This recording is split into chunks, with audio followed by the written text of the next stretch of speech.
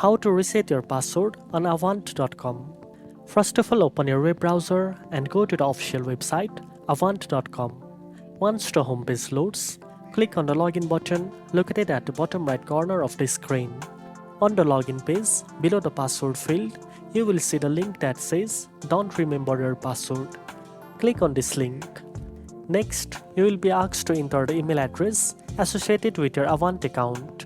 Type your email carefully and then click Send email. After that, check your email inbox for a password reset email from Avant.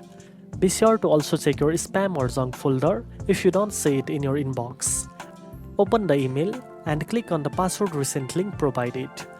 You will be redirected to a new page where you can create a new password. Enter your new password, then confirm it by typing it again. Make sure your new password is strong by using mix of letters, numbers, and special characters. Once you have entered and confirmed your new password, click the button to save the changes. You can now return to the login page and sign in with your new password. Now you know how to reset your password on Avant.com. If you found this video helpful, don't forget to like, share, and subscribe for more financial tips. Thanks for watching, and I'll see you in the next one.